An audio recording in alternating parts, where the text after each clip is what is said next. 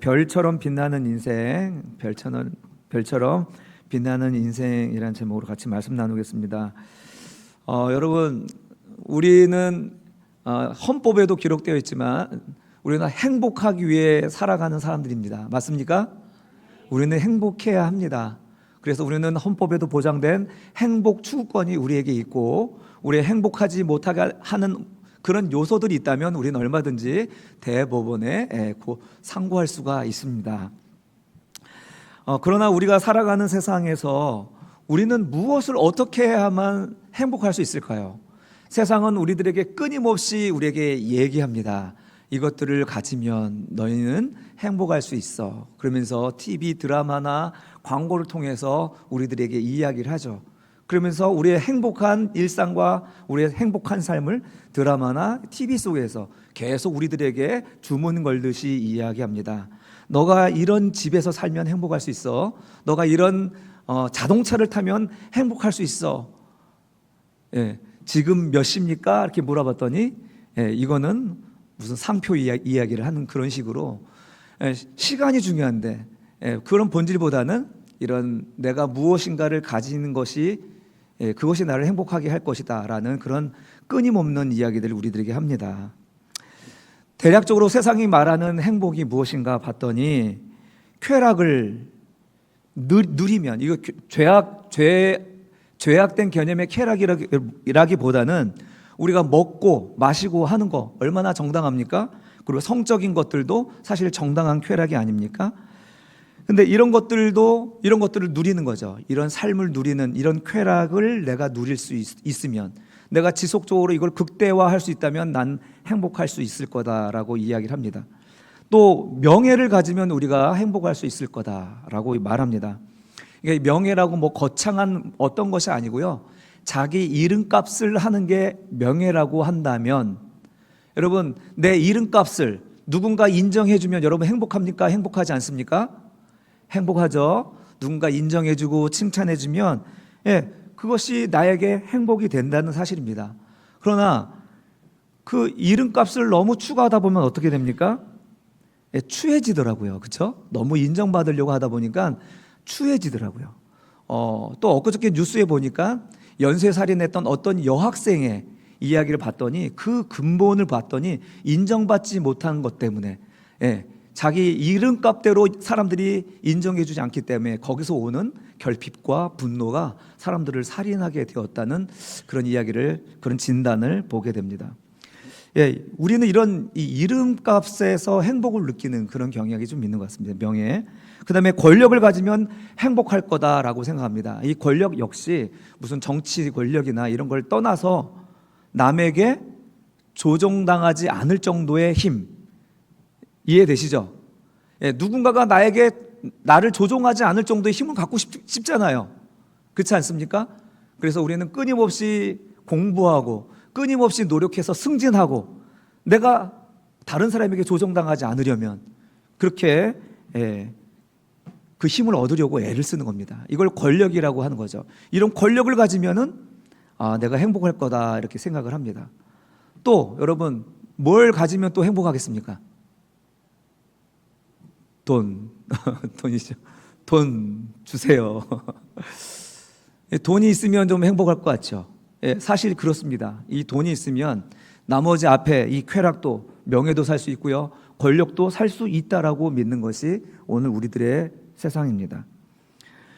여러분, 어떤 것에 마음이 끌리세요? 여러분은 좀 삶을 좀 즐겁게 행복하게 보내시려고 즐거움을, 쾌락을 찾습니까?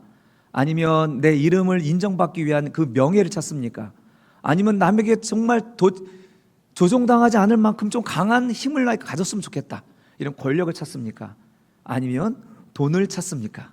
여러분, 어떤 걸 가장 원하세요? 돈이요 라고 하셔야죠. 돈이 참 좋아요. 참 좋은 것 같습니다.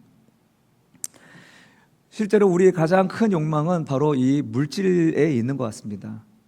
돈이 있으면 나머지 모든 것도 살 수 있고요. 어쩌면 요즘에는 내 생명도 연장할 수 있을 거라는 그런 기대까지 하게 되는 거죠. 여러분, 이런 것들이 우리들에게 있어서 정말 행복에 있어서 도움이 됩니다. 그러나 이 모든 것들은 사실은 우리의 영혼의 근원적인 행복을 채워주지 못한다는 것입니다. 아무리 성경에서 이렇게 이야기를 해도 사람들은 믿지를 못해요. 이야기를 듣고 설교를 들을 때만 그냥 고개를 끄덕거리고 돌아가면 그래도 돈이 좋지 하고 돌아서는 거거든요. 솔로몬이 그랬죠. 솔로몬이 모든 것이 헛되고 헛되니 헛되고 헛되도다.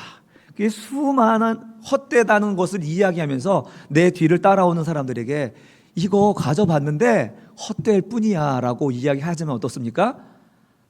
또 따라오는 사람들은 어떻습니까? 아니야, 그래도 나도 한번 가져봐야 돼, 나도 해봐야지, 이런 마음으로 그 헛되고 헛된 걸음을 뒤따라 간다는 거죠. 바로 우리가 그런 것 같습니다. 돈이 좋습니다. 이 경제적 그리고 물질적인 문제가 우리 모든 문제에 해결이 될 것 같은 그런 키맨 같은 것이 되는 것이 우리가 그렇게 믿고 있지만, 사실 우리나라 역사가 그렇지 못하다는 것을 증명하고 있습니다. 우리나라 경제가 엄청나게 좋아졌습니다. 여러분도 뉴스를 들어서 아시겠지만 지금 엄청나게 좋아하는데 앞으로도 엄청나게 좋아질 거래요. 네. 그런데 이런 엄청나게 좋아지는 이런 한국, 대한민국의 경제력, 경제 상황 속에서 대한민국의 국민들은 행복해지고 있는가 물어보면 그렇지 않다라는 거예요. 그럼에도 불구하고 우리는 계속 물질이 답이다, 경제력이 답이다라고 이야기를 하는 것입니다.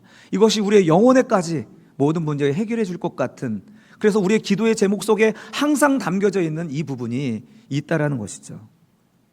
우리나라가 지금 현재 GDP로 보면 전 세계 13위라고 하는데 이것도 더 올라갈 것 같습니다. 엄청나게 높은 위치에 있는 거죠. 그런데 여러분, 여기 어르신들도 계시지만 한국 전쟁이 끝났을 때 우리나라 GDP가 전 세계 110위라고 하더라고요.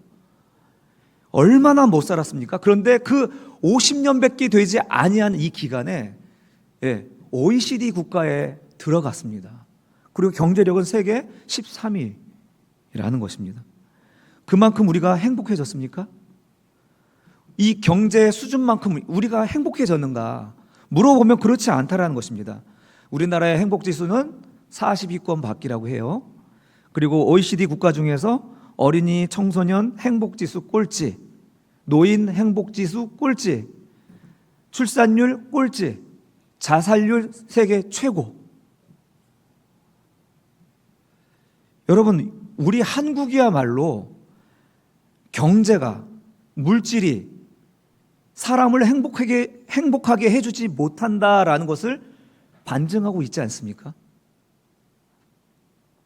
이게 중요하지 않다는 말이 아닙니다. 경제도 제도도 필요합니다. 그런데 이것이 우리의 궁극의 답이 아니라는 것입니다. 아까 우리가 함께 기도했을 때 제가 이런 말 드렸잖아요. 하나님께서는 저것을 버리고 나만 사랑해라고 이야기한 게 아니라 다른 그 무엇보다도 나를 더 사랑하라는 데 있습니다. 이것이 필요해요. 그러나 이것이 우리의 본질이 아니라는 것이죠. 우리가 행복을 얻기 위해서는 여기에 달려있는 것이 아니라 바로 여호와 하나님께 있다는 사실을 잊어버리면 행복 아닌 것을 끝없이 추구하다가 불행하게 생을 마감하는 것입니다. 여러분, 그렇다면 진짜 우리에게 진정한 행복을 주는 것이 무엇일까? 이것이 오늘 지금의 이 시간 설교의 첫 번째 질문인 것입니다. 그 질문의 답은 뭡니까? 참된 행복의 근원은 무조건적인 사랑과 삶의 목적이란 것입니다. 무조건적인 사랑을 받을 때 사람들은 행복합니다. 그렇죠? 또 삶의 목적이 있는 사람은요, 그 삶의 목적을 얻은 그 이후부터 자기 목숨을 내던져도 후회함이 없습니다. 인생을 참되게 행복하게 해주는 건요, 이 두 가지입니다. 무조건적인 사랑을 받을 때. 여러분, 연애하는 바퀴벌레가 오늘 주일 예배 때도 두 그룹이 왔었는데 보기 참 좋더라고요. 얼굴에는 웃음꽃이 피어 있고 행복해 보이더라고요. 왜 이 연애한 사람들이 이렇게 행복해 할까요? 왜 이렇게 행복하게 느낄까요? 상대방이 나를 무조건적으로 지지하고 사랑해 줄 것이라고 착각하기 때문에 그렇습니다. 이제 이게 좀 시간이 지나면 깨지겠죠, 금방. 무조건적으로 나를 사랑해 준다는 것 정말 행복하고 기분 좋은 일입니다. 우리 태어난 아기도 아마 가장 행복한 얼굴을 찾으라 하면은 우리 갓난아기 엄마 품에 안겨 있는 아이의 얼굴이 가장 행복한 얼굴이라 할 수 있겠습니다. 왜요? 무조건적으로 나를 사랑해 주는 해 같은 엄마가 나를 바라보고 있기 때문이 아니겠습니까? 그 반대도 마찬가지입니다. 엄마의 얼굴이 왜 아이를 품으면 행복할까요?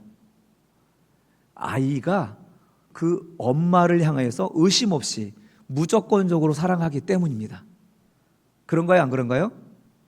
그렇죠. 엄마의 사랑이 클까요? 이 깐난쟁이 아이의 사랑이 클까요? 누가 더 크다고 생각하세요, 여러분? 엄마요? 깐난아기요? 자신이 없으세요? 엄마의 사랑이 크죠? 맞습니다. 그런데요, 아이를 버리는 엄마는 있어도 엄마를 버리는 아이는 없더라고요. 그쵸? 뭐가 더 큰지는 잘 모르겠습니다. 여하튼 우리 아이가 엄마를 사랑하는 그 무조건적인 사랑은 거의 신의 경지에 가깝지 않을까 싶습니다. 그래서 엄마는 아이를 안으면 그렇게 행복한 거예요. 나를 믿어주는 그 아이를 바라보고 있으면 너무 행복한 거죠. 여러분, 사람은 이렇게 무조건적인 사랑을 받을 때 행복을 느낀다는 것입니다. 그러나 어떻습니까? 이렇게 부모조차도 우리 인간의 어떤 연인의 관계도 그렇게 오래가지 못한다는 사실입니다. 그러나 분명한 것은 뭐냐면 인간은 본질적으로 완전한 사랑, 무조건적인 사랑을 갈망한다는 것입니다. 이것을 어디서 찾을 수 있을까요? 두 번째로는 이 자신의 분명한 목적과 삶의 의미를 발견할 때 행복을 느낀다는 거예요. 내가 왜 사는지 알면 그 사람이 지금 상황이 어떠하든지 간에 행복할 수 있다는 거예요. 사랑받는 것만으로 충분하지 않습니다. 우리의 인생은 점점 자라가면서요, 이제 내가 왜 살아야 되는지, 어떤 목적으로 살아야 되는지 이거를 찾는다는 거죠. 그래서 내가 삶의 의미를 발견하면 이제 그 삶을 위하여서 자기 인생을 전부 다 던져버리는 것입니다. 우리 일제에 항거하던 그 독립운동가들 대부분 바로 삶의 목적과 의미를 발견하고 자기 생명을 던지지 않았습니까? 자기의 삶을 산화시키지 않았습니까? 저는 그런 의미에서 한 시대를 그렇게 짧게 살아갔지만 누구보다도 그 사람은 행복한 사람이었을 거다라는 생각을 하게 됩니다. 다만 잘못된 이념으로 또 극단주의의 삶의 목적을 두면 왜곡된 행복이 될 수 있겠지만 중요한 것은 우리가 이렇게 삶의 목적과 의미를 발견하게 될 때 우리는 행복해질 수 있다는 것입니다. 이런 것을 어디서 발견할 수 있을까요? 하나님은 바로 우리에게 이 두 가지를 우리에게 주시기를 원한다는 것입니다. 하나님은 우리를 향하여 무조건적인 사랑을 주시기를 원한다는 사실입니다. 그리고 나를 이 땅에 보내신 참된 목적을 발견하게 하셔서 의미 있고 그리고 참된 의미 있는 삶을 자기 살게 하심으로 기쁨과 평안을 우리에게 주시기를 기뻐한다는 것이죠. 주님은 우리의 행복을 위하여서 그 모든 것들을 창조하시고 준비하시고 그리고 자기의 전부이신 그리스도를 우리에게 주셨다는 사실을 우리가 기억해야겠습니다. 우리 두 가지 뭘 주신다고요? 하나님은 우리에게 무조건적인 사랑을 주신다는 것입니다. 그리고 또 하나 우리의 삶의 참된 목적과 의미를 발견하게 하신다는 것입니다. 사랑하는 성도 여러분, 우리 그리스도인이 됐다는 것은 바로 이 두 가지를 누리는 삶인 줄 믿습니다. 그래서 행복을 누렸으면 좋겠습니다. 두 번째 한번 같이 읽어볼게요. 배타적 개념 아닌 복을 받을 기회라고 제가 썼는데요. 아까 쾌락과 또 명예와 권력과 물질에 대해서 이야기했잖아요. 자, 이게 배타적 개념이 아니라 따라합시다. 복을 받을 기회. 네, 쾌락도 명예도 권력도 물질도 그 자체가 복이 아니라요. 이것은 도구라는 것입니다. 이것을 사용하여서 복을 사고 누리는 것입니다. 그런데 우리는 어때요? 이게 복이라고 생각하는 거예요. 우리 그리스도인들은 이것들을, 이런 쾌락이나 물질이나 명예나 권력, 이것들을 세속적이라고 해서 무조건 멀리한다? 거부해야 한다? 그렇지는 않습니다. 물질은 세속적인 것이니 악하다, 또는 명예나 권력은 교만한 것이니 버려야 한다 하는 이것 아니면 저것, 이런 이분법적으로 생각하는 사람들이 아니라고 내가 말씀드렸습니다. 이 네 가지 영역을 아까 말씀드린 대로 복을 받을 기회라는 관점으로 바라보시기를 간절히 바랍니다. 본문을 다시 한번 제가 읽어보면, 지혜 있는 자는 궁창의 빛과 같이 빛날 것이요. 우리의 존재에 관한 겁니다. 우리가 지혜 되신 예수님을 우리가 믿고 영접했습니다. 그 예수로 말미암아 우리는 빛과 같은 존재가 되었어요. 우리의 정체성이에요, 그것이. 그런데 거기서 멈추지 아니하고 많은 사람들을 옳은 대로 돌아오게 한 자는 별과 같이 빛나게 한다라고 이야기합니다. 여러분, 우리 인생은 복으로 부름을 받았고, 그 복으로 말미암아 하나님께서 이 세상에 있는 모든 것들, 좋은 것들을 누릴 수 있게 하셨습니다. 그리고 그 복으로 말미암아 다른 사람들을 복되게 하도록 우리를 불러주셨다는 것이죠. 그러니까 우리를 빛으로 부르시고 별과 같이 빛나는 자로 불러주셔서 우리에게 명예도 주시고 쾌락도 주시고 권력도 주시고 물질을 주심은 그렇지 못한 세상에 하나님의 복음으로 그들에게 선물하라고, 믿음을 사용할 수 있는 최고의 기회로 이것을 우리에게 선물로 주셨다는 사실을 말하고 있는 것입니다. 명예를 얻었습니까, 여러분? 그 자체가 복이 아니라는 것입니다. 내가 이름값을 할 만큼 인정을 받고 있다는 것은 오히려 시험대에 선 것입니다.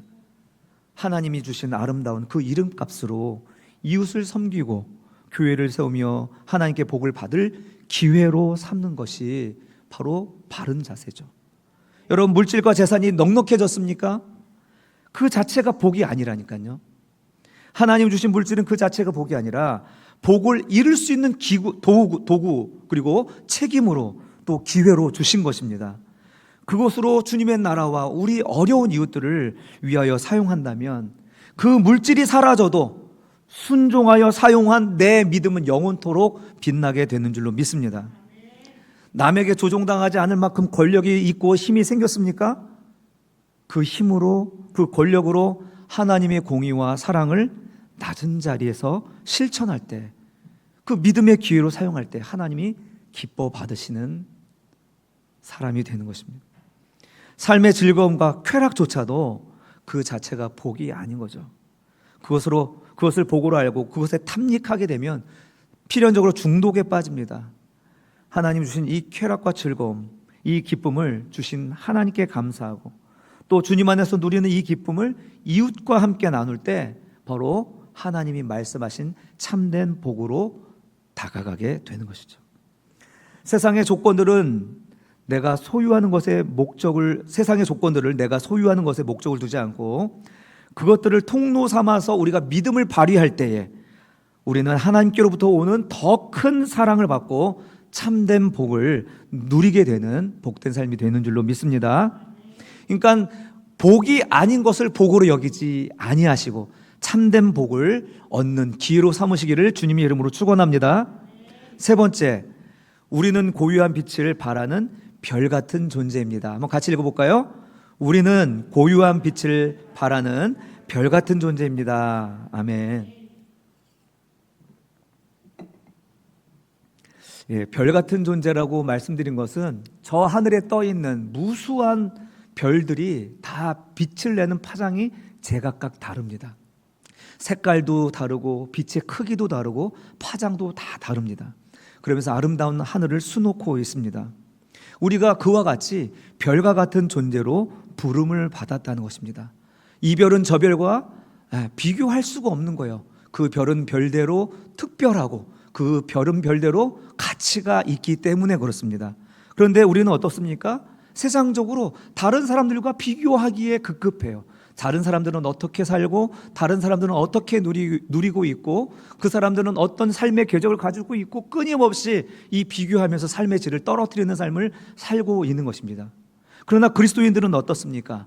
하나님이 나에게 주신 은사와 그 은혜를 복으로 알고 나의 삶의 현장에서 나를 보내주신 사명으로 알고 그 삶의 자리를 누리는 것입니다. 그 자리에서 나에게 주신 은사와 나에게 주신 캐릭터를 가지고 빛을 발하고 있는 것입니다. 내 빛이 다른 사람들과 다를 뿐이지 부족하거나 무가치한 게 아니라는 것이에요. 여러분의 삶이 무가치하다 여기면 그것은 여러분 하나님을 모르시는 거예요. 하나님은 여러분을 특별하게 창조하셨고 정말 남들이 할 수 없는, 여러분들만 할 수 있는 그 일을 여러분에게 맡겨주셨기 때문에 삶의 자리에 여러분을 두신 것입니다. 거기서 나에게 주신 색깔을, 나에게 주신 파장을, 나에게 주신 그 힘을 펼쳐내는 것, 그것이 우리가 주님이 부르신 자리에서 해야 될 일인 줄로 믿습니다. 제사장의 흉패에는 아름다운 이 보석판이 박혀 있습니다. 12개의 보석이 박혀 있는데 색깔이 제각각 다 다릅니다. 이스라엘의 12지파를 상징하는데 다 캐릭터도 다르고 성격도 다르고 능력도 다 달라요. 그러나 이 하나의 에봇에 박혀 있으므로 하나님의 나라 백성이 되었고 하나님 나라의 백성으로 제사장 나라가 되었던 것처럼 우리 공동체가 다 하나님께서 주신 제각각 다른 파장과 빛과 색깔을 우리에게 주셨기 때문에 우리에게 주신 그대로 삶의 자리에서 또 공동체 안에서 우리가 사역해야 되는 줄로 믿습니다. 여러분, 비교하는 것은 정말 그것은 사탄적이고 마귀적인 것입니다. 어떤 사람이 낙심하고 실망하고 있습니다. 그래서 위로해주고 격려해주고 싶어 갔는데 그 낙심의 출처가 그냥 삶의 어려움이나 이런 것이 아니라 다른 사람하고 비교해서 오는 상실감이라고 한다면 이것을 내가 어떻게 위로를 해드려야 될지 고민이 될 때가 있습니다. 이건 다른 사람들과 비교해서 오는 낙심이고 이것은 다른 사람들이 가진 거, 내가 갖지 못한 거에 대한 욕심에서 비롯된 것이기 때문에 이것을 어떻게 위로를 해야 될지 고민이 될 때가 많다니까요. 그 욕심을 위로해 줘야 됩니까? 그 잘못된 다른 관념을 제가 위로하고 목회적 상담을 해드려야 되는 겁니까? 여러분, 우리는 비교해서 오는 그 절망에 빠지면 안 되겠습니다. 우리는 개개인에게 주신 특별한 은혜가 있는데, 예를 들어서 우리가 드라이버로 내가 부름을 받았는데 내가 망치같이 힘이 없다고 드라이버 손잡이로 망치를 받고 있으면 그 사람 진짜 바보 아닙니까? 우리 김광일 일사님도 계신데 도구는 그 도구 그대로 특별한 도구로 사용해야 되는 거예요. 그것만 할 수 있는 기능이 있는 거예요. 바로 하나님께서는 오늘 우리들에게 주신 빛과 그 능력과 그 은혜는 저마다 다른 거예요. 남들과 비교할 게 전혀 없습니다. 비교해서 낙심할 것도 없습니다. 하나님은 당신의 기쁘신 뜻대로 저와 여러분을 삶의 자리로 부르셨습니다. 다른 사람들이 할 수 없는, 나만이 할 수 있는 그 일을 바로 나에게 맡겨주신 것입니다. 그러므로 내게 허락된 달란트, 환경, 물질의 크기 어떠하든지 그것을 감사함으로 수용하고 믿음으로 살아내는 저와 여러분이 되시기를 간절히 바랍니다. 이제 말씀을 맺겠습니다. 세상은 우리에게 끊임없이 속삭입니다. 돈과 권력과 명예와 쾌락을 움켜쥐면 빛나는 별이 될 수 있다라고 말합니다. 그러나 이 엄청난 재산과 엄청난 명예와 권력을 한 몸에 우리가 가졌어도 그것을 믿음으로 사용하지 않고 내 육신의 정욕으로만 위에 산다면 도리어 이것이 나를 공격할 것입니다. 이렇게 살아가는 인생은 하나님의 관점으로 보면은 아무런 빛도 나타낼 수 없는, 별 볼 일 없는 인생이 되는 것입니다. 사랑하는 성도 여러분, 인생의 참된 행복은 소유의 넉넉함에 있지 않습니다. 나를 향한 하나님의 조건 없는 사랑을 깊이 경험하시기를 바랍니다. 그리고 그 사랑 안에서 내가 왜 이 땅에 태어났는지 하나님께 주시는 분명한 삶의 목적과 의미를 발견하시기를 바랍니다. 그것을 깨달으면 여러분은 행복이 시작된 것입니다. 오늘 내게 주어진 재산과 또 명예와 일상의 그 모든 조건들을 남과 비교하는 잣대가 아니라 이웃을 살리고 하나님을 영화롭게 하는 거룩한 기회로 사용하시기를 주님의 이름으로 축원합니다. 자신에게 주어진 고유한 빛으로 많은 사람을 옳은 대로 돌아오게 하는 지혜로운 자는 밤하늘의 별과 같이 영원토록 빛나게 될 줄 믿습니다. 여러분 모두가 하나님이 주신 은혜의 도구들을 아름답게 사용하셔서 영롱하게 빛나는 영광스러운 인생이 되시기를, 그래서 이 옥토교회가 그 별들이 가득한 하나의 은하가 되어지기를 주님의 이름으로 축원합니다.